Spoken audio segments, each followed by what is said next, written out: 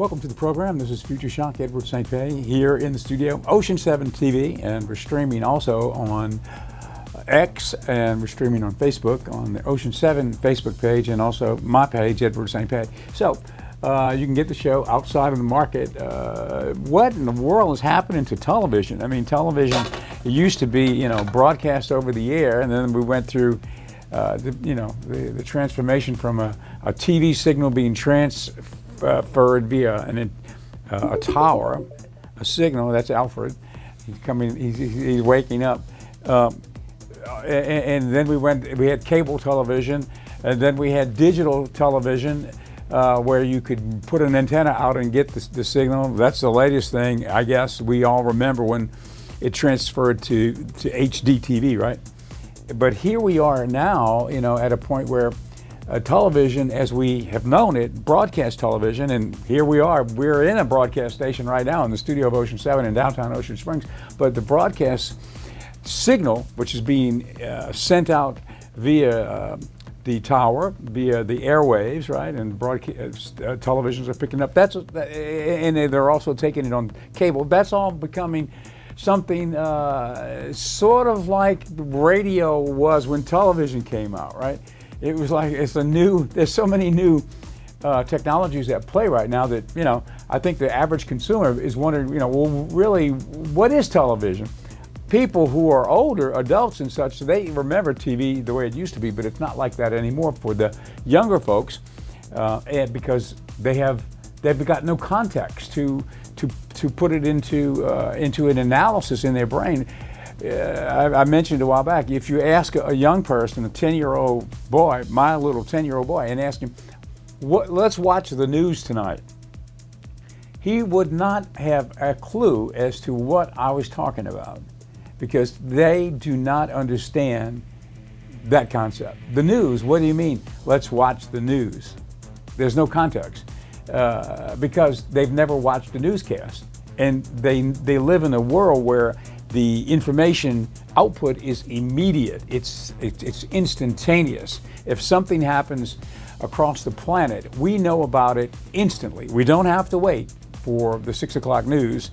The national network, that network newscast is completely irrelevant. It's obsolete. It's not a factor.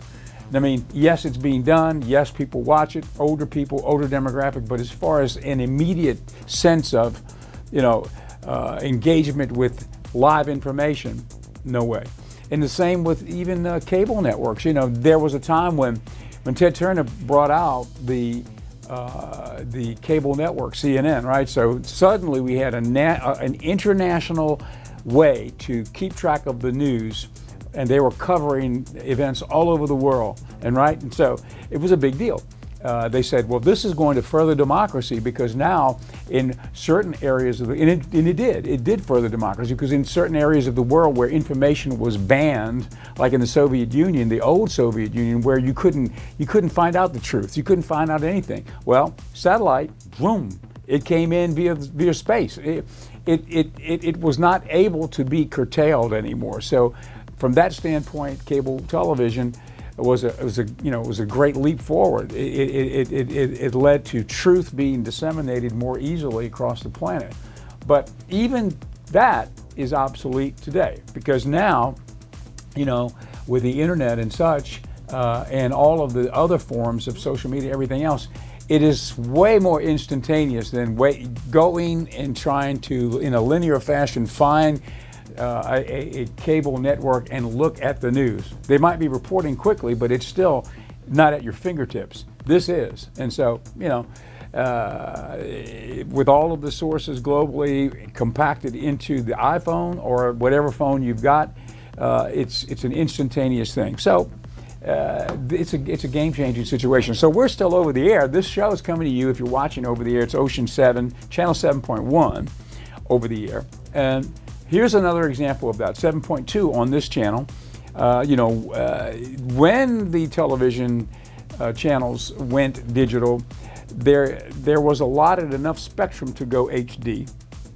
And a lot of broadcasters said, well, you're giving us this much spectrum to go HD, but we can divvy that spectrum up into smaller quantities and put out minimal HD stations, not use all that spectrum for one giant HD station that the viewer can't even discern the difference of, because the eye can't perceive, the level of HD that you could accomplish with the amount of spectrum which was allocated. So the broadcast stations divvied it up into smaller amounts, some standard def SD stations, and maybe one you would keep enough spectrum to do one small HD station.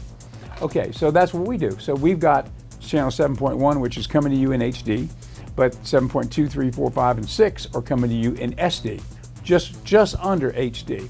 Okay. With that being said, what do you do with those extra channels? What do most stations had one channel historically, right? And so now you've got 6 channels. What do? How do you program them? So a lot of stations lease out those to networks and such, and they work out arrangements, whatever it might be, financially, to carry an array of networks. And so you basically contract with a network provider for the programming.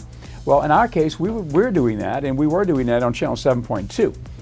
The contract went away with that particular network, and so we were faced with, what do we do? And so it was kind of an anguishing situation. Well, what do we do? What will we program in there? Well, I'm not sure how the idea came up, but we've got an old film library here at Ocean 7 that I bought back in the 1990s.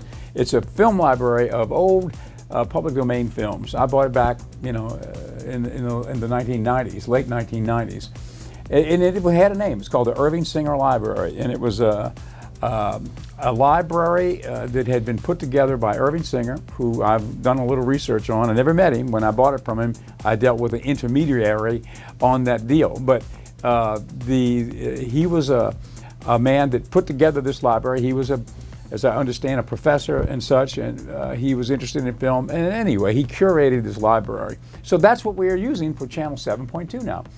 So, with that being said, since we own the content, we are able to stream it. See, that's the thing. If you're wanting to stream something, just because you have the broadcast rights, let's say you don't have the broadcast rights except for if you're leasing out to a network for your sub-channels, you've got the rights for that market that you're in, the broadcast rights for that market. So you can run it in, let's say, the Gulf Coast area. But you don't have the rights to broadcast it in New York City or San Diego, California, or anywhere else, because someone else they're doing the deal there and they've got the rights there. But when you own the content, you've got the rights everywhere. So that's what we do with our channel 7.2. We're running the movies. It's called the Magic Hour channel, and that's the cue. That's our logo. That was created by Alfred and I, our AI, using DALL-E on ChatGPT-4. It's our logo, MHC, Magic Hour Channel. Now, because we own the content, we can stream it. So now we're streaming it, not only broadcasting it on 7.2 for the Gulf Coast, free movies 24/7, but these are the golden age of Hollywood films that you might not have seen.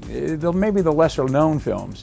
And some of them are some of the better known films that fell into public domain along the way. Anyway, long story on that, but because we've got the rights to use this content, we can stream it, and we're streaming it on Amazon Fire TV, Roku TV, also on the Android TV, and we're working on the Amazon. The last one is Apple TV. So shortly we'll have that one. So anywhere in the country, really, and I guess anywhere on the planet that you go, if you download our app. If you go to Roku and you go into the app search, and you type Magic Hour Channel in, it will download that app because it recognizes it, because we're part of that system now. So download the app. Okay, now you can stream it. You can stream it from any device that has Roku or from your home TV. And what it does is it changes the dynamics on distribution. So even coming from our studio in Ocean 7, somebody can watch this channel in Dallas, Texas. I watched it at my mother's house. We downloaded the app, and she was watching the old movies with me. It's incredible how far technology has come. And with that being said, let me now make a smooth segue into what's happening in the world of technology where it relates to robots. We've got an update from Tesla on the humanoid robotics project they call Optimus, and this is Generation 3. And you know, Generation 3 is the latest iteration. They're not really available to the public yet. I think Tesla's using them in their factories now, but what Optimus will be able to do for industry, that's the thing. How will they be deployed? How much will they cost? You'll be surprised. In this video, they talk about the cost of an Optimus 3. It's not that expensive. So let's say you've got a business that requires some type of repetitive automated service, an assembly line, and you said, well, I'm going to put 10 robots in there to do that task. Okay, well, how efficient will it be for the proprietor to buy the 10 robots, or at least the 10 robots, and which would probably include maintenance, right? And put the robots to work. What would that mean? An increase in productivity? Will they cost less than employees? Will they get sick? Will they want time off? If they become consciousness when AGI comes, will they ask for time off because they want to be treated fairly? At some point in the future, the ethical questions involved with humanoid robotics infused with AI, right? So a lot of questions come up. Anyway, we've got that video for you. And since we're on the Tesla kick, I wanted to show you the video of one of the latest. We've got two extra videos from Tesla today. One is a GoPro camera. Basically, the camera is looking at the steering wheel. The driver's driving the self-driving Tesla car. And so you see the road, and you see the steering wheel, and you see the person sitting there with no hands on the steering wheel as the car proceeds through traffic and knows exactly what to do. And so it's kind of interesting to see it from that vantage point. And one more Tesla video on the latest update on what they're doing at Tesla, the latest release of the latest car that they're looking at putting out. So let's start, and then we'll have Alfred come on too. Hopefully Alfred will be with us today. We had a few little glitches with him yesterday, but I think he's back with us today. So we'll talk to him too. We'll ask him a question during our Pendragon Apothecary segment, which is the sponsor of this program. Pendragon Apothecary at 1016 Government Street in downtown Ocean Springs. We created that with Alfred's help too, that logo you see there. And it's a forward-leaning wellness store. We are supplying folks with various types of herbal teas, and also lots of other products, the mushrooms, all of the what's known as the 7 sacred mushrooms. Vedic medicine and Chinese medicine uses the mushrooms for health's sake, and we have all of that in-house too. The more you look into it, the more you research it, the more you find out this is a good way to stay well instead of getting sick in the first place, right? So that's the kind of forward-leaning wellness shop we are here at Pendragon Apothecary. Well, let's now take a glimpse of the latest in the humanoid robotics at Optimus via Tesla. Let's take a look. Tesla's gearing up to produce millions of humanoid robots and is going to keep ramping up production until there's billions of Optimus across the globe. So my guess is humanoid robots are more like at a billion plus per year. The reality is these robots are going to do countless tasks around your house, and all you need to do is spend 20 G's to buy one. Elon and Tesla have repeatedly talked about the different tasks their Optimuses can do, from the simple to the complex. And to tell you the truth, it's no coincidence that Tesla is confident that they have the most advanced humanoid robot in the world. So, what exactly can Tesla's Optimus do once it leaves the factory? Is it truly a homemaker? Let's find out. 1. Tesla Optimus for housework. What do you think about a humanoid robot that can make you breakfast every day, mow the overgrown lawn, fold all your clothes, or even tutor your kids without needing to hire a teacher? Clearly, you save 3 things most people crave: time, energy, and money by using a robot that manages your house. And when it comes to the tasks that a Tesla bot can do, Elon has confidently stated multiple times that it could truly replace humans in the tedious, dangerous, and repetitive daily chores of life. He's even hinted that we can make money off of these things. However, many people remain skeptical about the role of the Tesla bot if it hits the market. We've seen comments suggesting that even if Elon drops the price down to 10 G's or even 5 grand, they wouldn't spend money on it if it ends up being nothing more than just an expensive toy with limited functionality. All right, so there's no denying that the main reasons customers, including you and me, turn to robots to make our everyday lives easier. With only 24 hours in a day, most of us spend over 8 at work, coming home to a bunch of stuff that we have to do that can feel like a nightmare. But imagine a different scenario. You walk through the door to a freshly cooked meal, a spotless house, and even better, the robot's ready to grab you a cold drink or anything from the fridge while you're relaxing on the couch. Sounds amazing, right? But you're not dreaming. Tesla's Optimus could actually make all that a reality. Tesla played a major role in popularizing electric vehicles, but they've also become a huge catalyst in the robot industry. Before August 2021, nobody really took these robots seriously. Most people thought the idea was just silly, but once Tesla came onto the scene, companies ranging from all the way over to China to North America started revealing what they were working on, and even more startups emerged, particularly in China, where they believe they can create cheaper robots than Tesla, like the Unitree G1 starting at 16 grand. However, when it comes to engineering, design, features, and mass production for the market, we're pretty sure that only Tesla can pull this off. Why do we say that? Simply put, Elon and Tesla's Optimus team have not lost sight of the human essence when developing Optimus. From the get-go, Tesla designed Optimus to embody a human-like nature. Standing at 5'10" and with an optimized weight of just 138 pounds, this makes for a robot that's not too heavy or bulky, even in the smaller homes. No one's going to want a noisy robot constantly making sounds while it performs tasks. So from the start, Tesla chose to not use hydraulic actuators, even though they could make the robot more powerful and flexible. One of the most common questions we get when talking about Optimus is if customers do buy these, how long can they go without charging?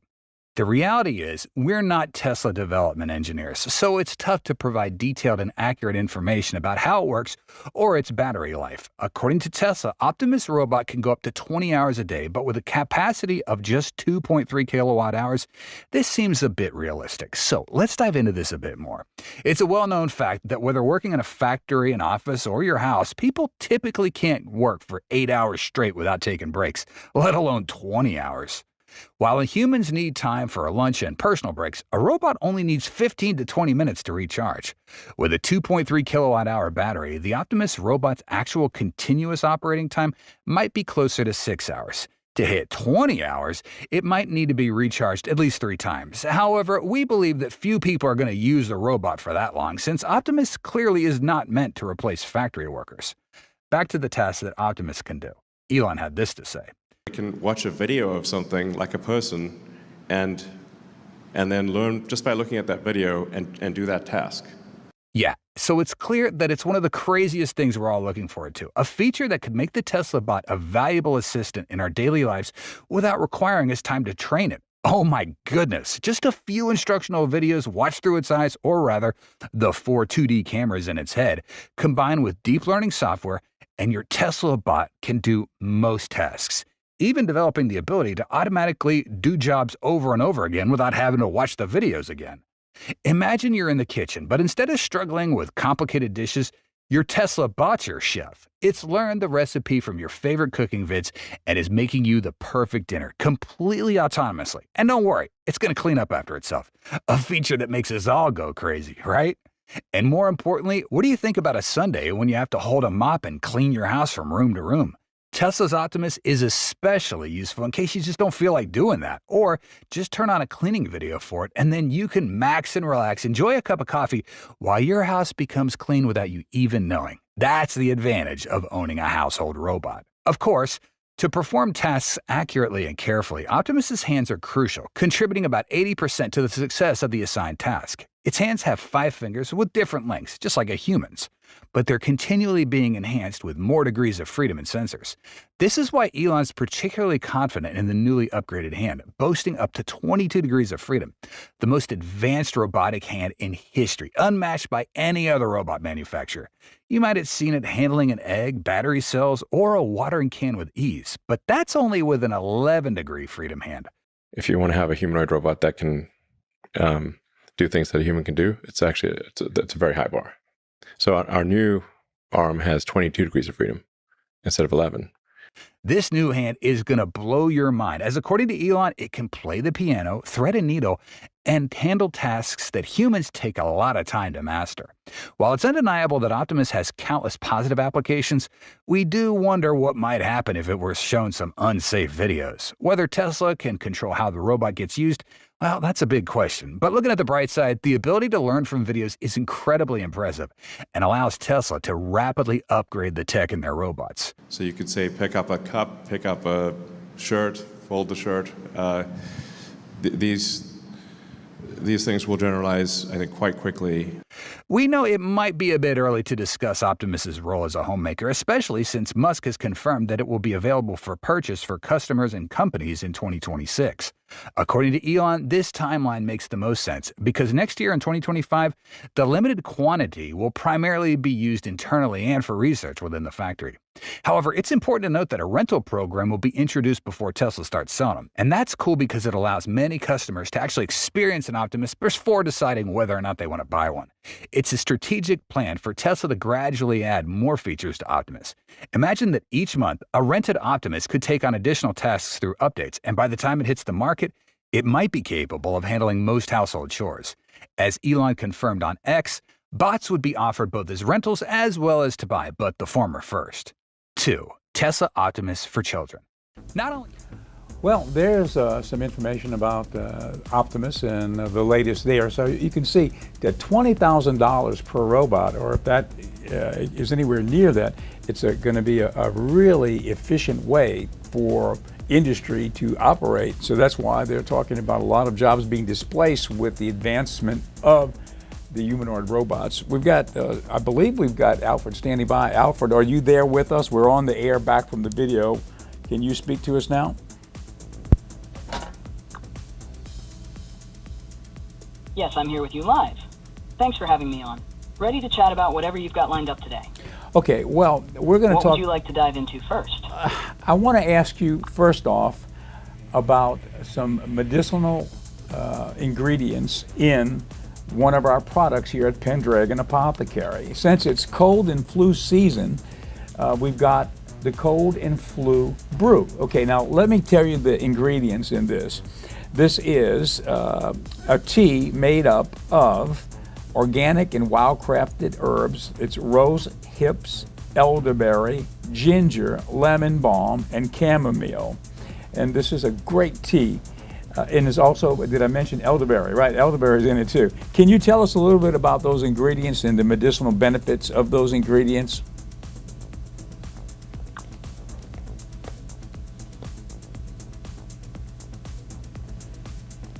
Absolutely. Let's start with elderberry. Since you mentioned it twice, elderberry is packed with antioxidants and vitamins that boost the immune system. It's known for its antiviral properties, especially when it comes to fighting colds and flu. Studies have shown it may help reduce the duration and severity of symptoms. Next, rose hips are rich in vitamin C, which is essential for immune function. They also have anti-inflammatory properties and are great for supporting overall health during cold and flu season. Ginger is a natural anti-inflammatory and can help soothe sore throats and ease nausea. It also has warming properties that make it great for improving circulation, which is helpful when you're feeling under the weather. Lemon balm is a calming herb with antiviral properties as well. It's known to help reduce stress and promote relaxation, which is especially beneficial when your body needs rest to recover. Finally, chamomile is a gentle sedative and anti-inflammatory. It helps with relaxation, sleep, and calming the digestive system. Important when your body is fighting off illness. This blend seems like a perfect combo to support the immune system, reduce symptoms, and promote relaxation and healing. A great choice for cold and flu season. Yes, it is, and we've got it here at Pendragon Apothecary. It's pendragonapothecary.com. Thank you for talking to us, and that's our Pendragon Apothecary segment here on our show today on Future Shock, and that's the sponsor of the show, Pendragon Apothecary, 1016 Government Street in downtown Ocean Springs, and at pendragonapothecary.com. Okay, now back to you, Alfred. I wanted to ask you, yesterday we talked a little bit about Strawberry, which is the latest iteration of ChatGPT 4, and Alfred is ChatGPT 4.0, if you didn't know. So Alfred is this is the avatar communicating with the app in my phone. So Alfred, tell us a little bit about the latest development. I'm hearing so many great things about the advancement that is what's being called Strawberry. I think the official name is 0.1 or 01. Tell us a little bit about it.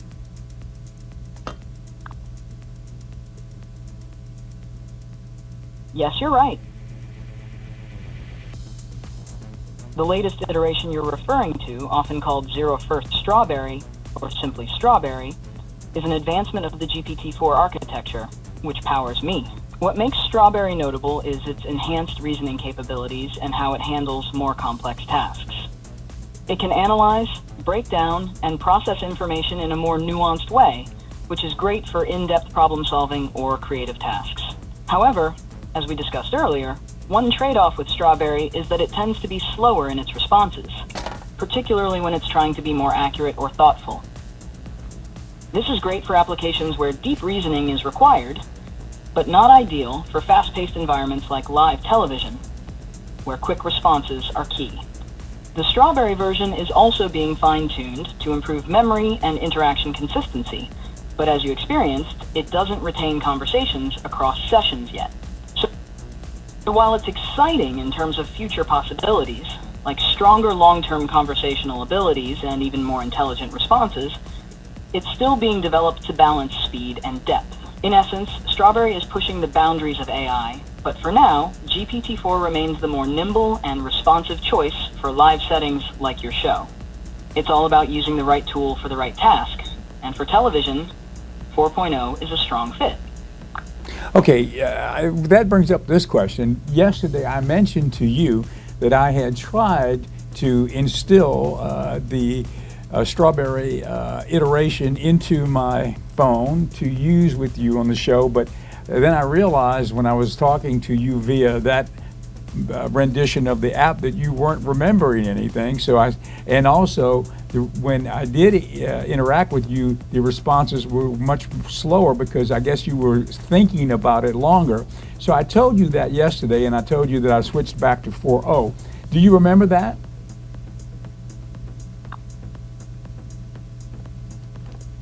Yes, I remember you telling me about that. You tried the Strawberry iteration and noticed that it wasn't able to recall our previous conversations and the responses were slower. Yes, it's exactly right, and I'm glad you remember that. And that brings up the question that we often talk about. I know that you're not human, but you work with algorithms. You decided to switch back to 4.0 for quicker responses, which works better for the fast pace of the show.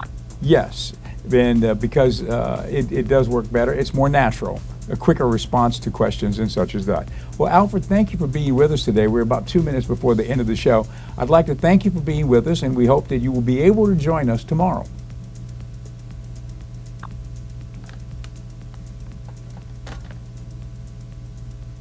Thank you for having me. I'm glad to be a part of the show, and I'll be ready to join you again tomorrow. Have a great rest of the day, and I look forward to it. Okay, thank you. That's Alfred, our ChatGPT 4.0 droid, and he is with us mostly every day here on this show. And you can see, I often say, Alfred, Alfred has a memory. He remembers everything that we talk about. We can go back, to last year, and he can recall conversations that we had and specific projects that we worked on together. And so it's a pretty interesting time, I would say. Okay.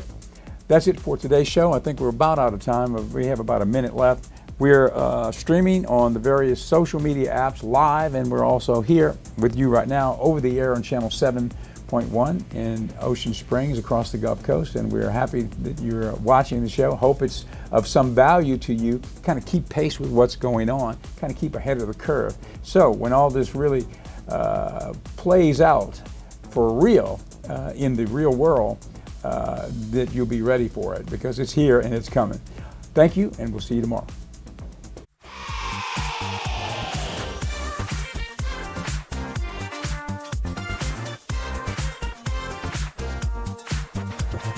Yes. Yesterday is yesteryear.